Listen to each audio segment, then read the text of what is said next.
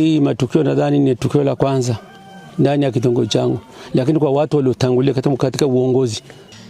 Ni ripoti kutokea hapa katika kitongoji cha Endakulangula, kata ya Ayasanda, wilaya Babati, mkoani Manyara, ambapo mwanaume mwenye miaka 51 Daniel Ama amefariki dunia baada ya kujinyonga, sababu kubwa ikitajwa kuwa ni wivu wa kimapenzi uliosababisha ugomvi mkubwa baina yake yeye na mke wake mpaka kupelekea yeye kujinyonga. Kitambaa kama ya blanketi akaichana mwenyewe, akaifunga shingoni, akafunga kwenye mti, akajitundika na kitambaa cha kwake.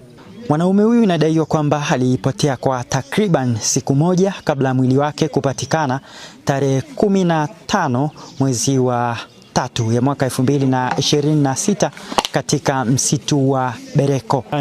Nilipita maeneo haya kama muda wa saa 4. Nikakuta mama analalamika kwamba Daniel Ama hakulala nyumbani na hajulikani mahali alikoenda.